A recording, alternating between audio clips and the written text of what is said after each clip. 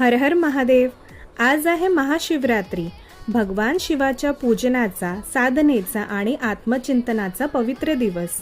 महाशिवरात्री का साजरी केली जाते? असे मानले जाते की या दिवशी भगवान शिव आणि माता पार्वती यांचा पवित्र विवाह झाला। तसेच याच रात्री शिवाने तांडव नृत्य करून सृष्टीच्या निर्मिती, पालन आणि संहाराचे रहस्य प्रकट केले।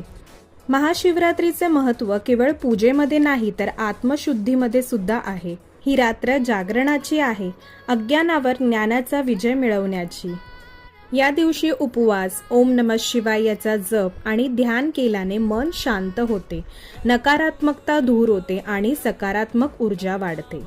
भगवान शिवना मनापासून केलेली प्रार्थना सर्वात महत्त्वाची असते। शुद्ध भावनेने अर्पण केलेले फक्त दूध आणि बेलपत्र देखील त्यांना खूप जास्त प्रिय आहे। शिव म्हणजे संहारक नव्हे तर नवीन सुरुवातीचा आधार। शिव म्हणजे वैराग्य, करुणा आणि अंतर्मनाची शक्ती। चला तर मग या महाशिवरात्रीपासून आपल्या मनातील अहंकार, राग आणि नकारात्मक विचारांचा त्याग करूया आणि शिवतत्व अंगीकारूया। तुम्हा सर्वांना महाशिवरात्रीच्या हार्दिक शुभेच्छा। हर हर महादेव।